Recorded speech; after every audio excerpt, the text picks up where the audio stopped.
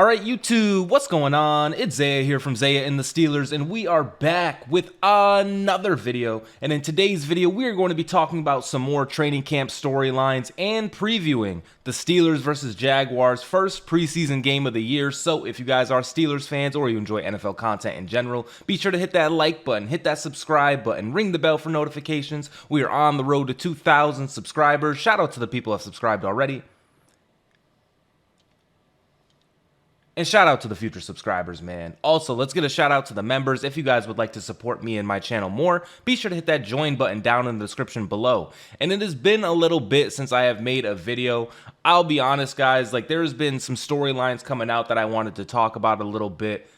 But work is just absolutely cooking me, man. Like, I know that's not really an excuse, but, like, I just come home so mentally drained, and then, like, I wake up late, and I don't have time to record a video. That's just, it is what it is. But I wanted to get this off because there is a ton of things to talk about when it comes to the Steelers. And also, Steelers, if you're listening out there, if you guys got 52 people on the roster, I need a new job, man. So if you want to give me that 53rd spot, I will happily take it. Or if anybody out there has any kind of job, I will take it, because right now I am so defeated. But anyway, the Steelers are playing the Jaguars in the first preseason game, and although we are going to be missing a ton of people, this Beanie Bishop matchup versus Travis Hunter is going to be fucking electric.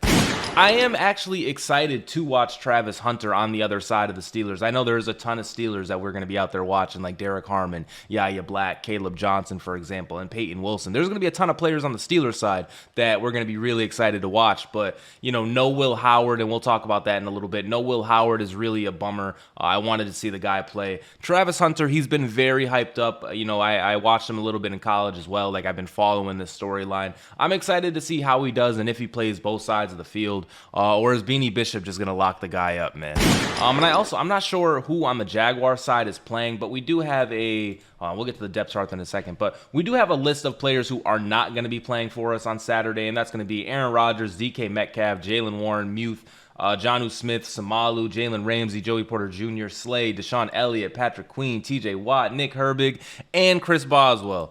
So a lot of players will be out for the Steelers in this preseason game, so it is what it is. I'm assuming eventually, probably in the second or third preseason game, we'll get a drive or two out of the starting offense. But like when your offense is led by Aaron Rodgers, who's about, you know, pushing 50 years old, he really doesn't need to play in this first preseason game, especially if we're going to be down Samalu, especially if we're going to be down. Actually, you know what? I'm looking at it now, and it seems like everybody on the starting line is going to be playing. You know, if they're not, you know, it says these vet players won't play Saturday night.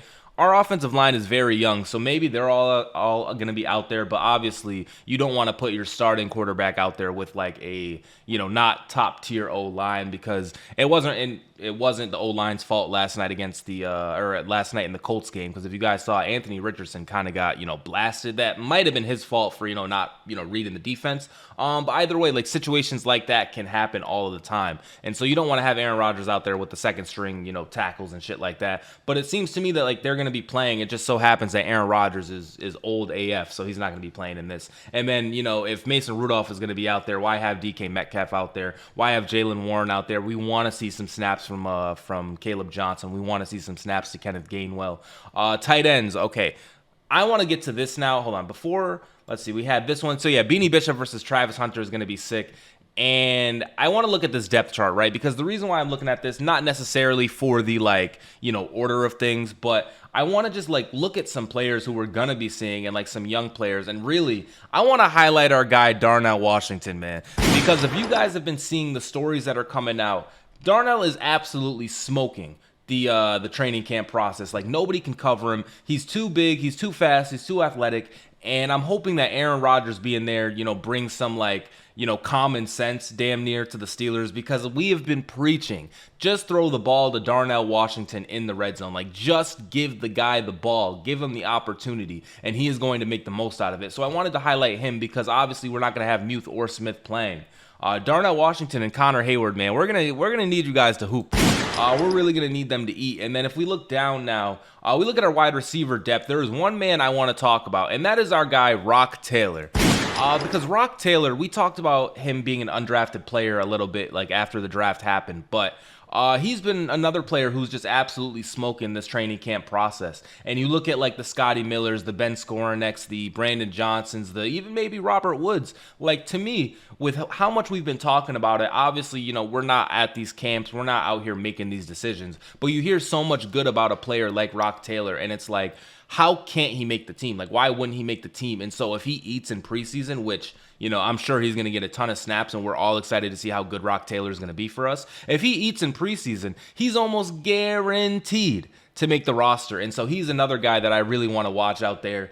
And then I think I talked about this a little bit, but obviously we're going to have Kenneth Gainwell out there. But I think the star on the offensive portion of the game is going to be Caleb Johnson over here, because we know how good this guy can be. We've seen all the highlights. We've seen how he looked. He's very built. Like, I'll be honest. He's a very muscly guy. He's coming into the NFL like in the most NFL ready body that we've ever seen, outside of maybe DK Metcalf when he came in, who's also a Pittsburgh Steeler now. I'm very excited about this team, honestly. Like, I know and the Will Howard thing, right? That really relates to preseason, and also, with us getting Aaron Rodgers, we didn't want Will Howard to play this year, because like that means Aaron Rodgers is gone, and maybe Will Howard can hoop. The guy is a national champion. Maybe he can hoop.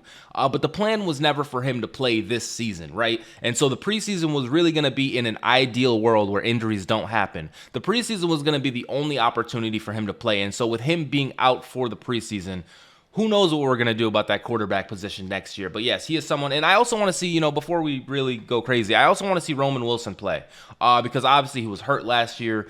I think he played a little bit in the preseason, but we want to see him play in year 2. We want to see if he's back to, where he was. Also, Calvin Austin, the third, going to be our number 1 wide receiver out there. We want to see a deep ball from Mason. Guaranteed. I'm guaranteeing this now. We're going to see a deep ball from Mason Rudolph to Calvin Austin, potentially for a touchdown. Because it's just too easy. We see it in practice. We've seen it in other preseason games. We've seen it in NFL games. Mason Rudolph, he has that deep ball ability. Literally, Calvin Austin, first play action to Caleb Johnson. You fake the handoff to Caleb. Calvin Austin is darting down the field. Just throw it up to him. I don't care if he's double covered, triple covered. I don't care if a fan comes out there. I don't care if a fan throws something of a, we're not going to talk about what they're throwing on the field, but, I don't care if they're doing anything like that. Just throw it up to Calvin Austin, because preseason stats, they really don't matter. Preseason interceptions don't matter, but preseason touchdowns, they certainly count in my book. So yes, I want to see Calvin Austin catch a deep ball for the first play of the game. And then we look down in the defense, and there's going to be countless players that we're watching on defense, like Keanu Benton, Derek Harmon. We want to see our first-round pick play, because according to the rumors, the guy has been out there hooping. Derek Harmon has been out there dominating. We want to see Jack Sawyer. We want to see maybe even DeMarvin Leal get out there. We want to see Peyton Wilson, who was our starting right inside linebacker. He is a guy who, he came in as like a hyped up player, but, he didn't get picked due to injury things. But everybody kind of knew that Peyton Wilson was going to be good. It was kind of like, I'm like relating it to a different team, but it's kind of like the Philadelphia Eagles, how they just like continuously fall into like these like obvious ass draft picks, like, Cooper DeJean is on the board. Everybody's talking about Cooper DeJean, and he just falls into their lap. The Eagles have had countless players like that throughout the years, and that's why they won a Super Bowl. But Peyton Wilson, to me, was one of those players who like just fell into our lap. Granted, the injury thing was a real thing, but so far he's been pretty good. He's been, relatively healthy, and now he's in that starting spot. Him and Patrick Queen holding it down. I don't believe Patrick Queen is playing. And so, yes, we're going to be looking for him. And then, of course, our star-studded cornerback room, because, like, you look at this, and it's like Darius Slay, Joey Porter Jr., and Jalen Ramsey. None of them are going to be playing, but you just see it listed on the depth chart, and it's like, damn, man, I just think back to the Killer Bee years, because how long were we preaching and begging for a quarterback, or for a cornerback, man? Because we had Big Ben out there, we had the offense hooping, but man, we could not stop anything when it came to the passing game. And so like having 3 cornerbacks now who are really like just holding it down is absolute cinema. And then you could see Jalen Ramsey also in that like nickelback spot.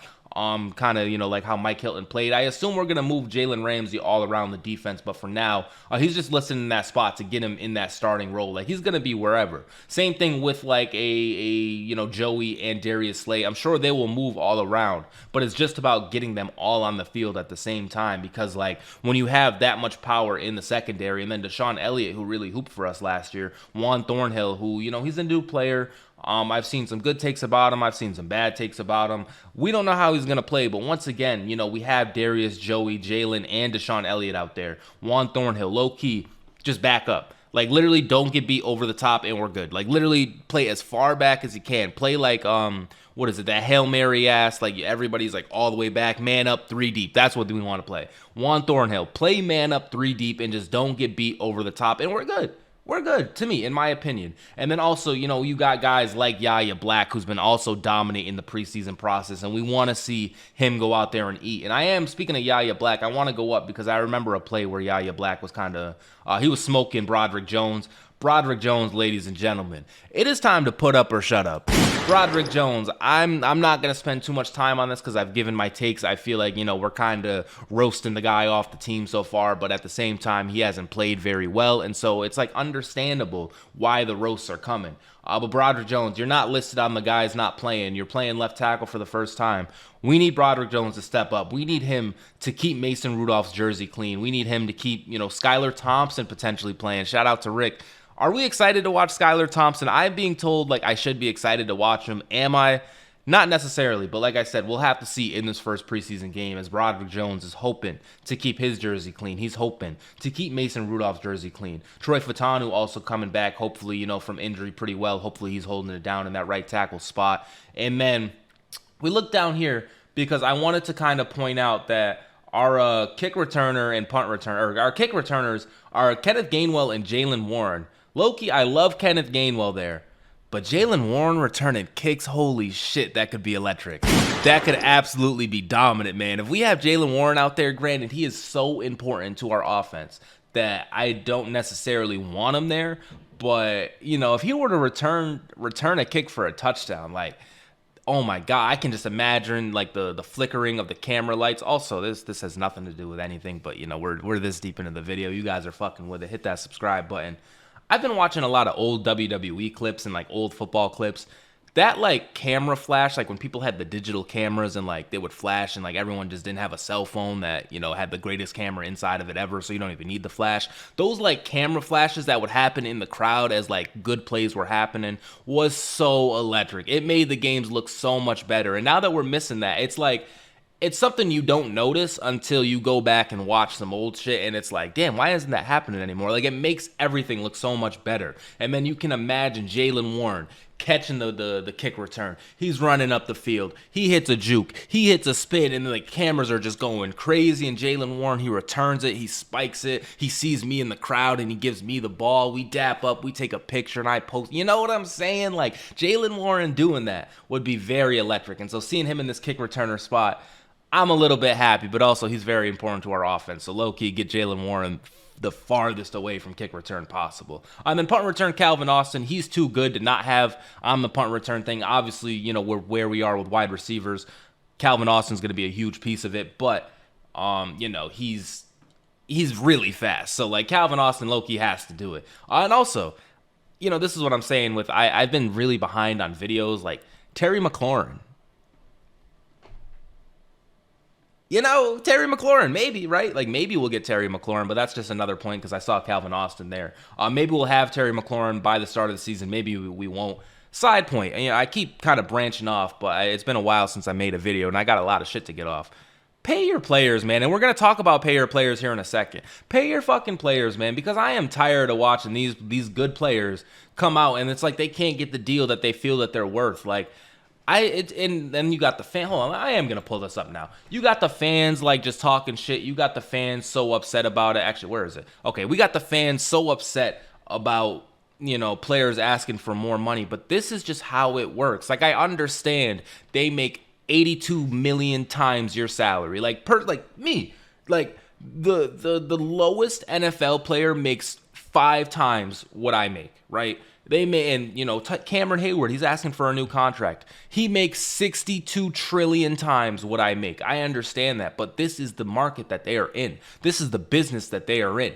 If I am in one business and I'm doing the same role as somebody else and I'm doing it better, I want a little bit more than what they make. And so you take that scale and you bring it to the NFL. Cameron Hayward is a fucking monster. Cameron Hayward was slept on by the Steelers, by the fans out there. I remember making these videos last year and everybody was saying we need to get rid of Cameron Hayward because he's old, he's gonna get hurt, and blah, blah, blah, blah, blah. And then he goes out and he has his best season in damn near arguably ever, like for Cameron Hayward. And so he wants another contract extension because he is, to me, you know, you look at his Madden rating too, not that it matters, but he played like one of the best defensive ends in the league.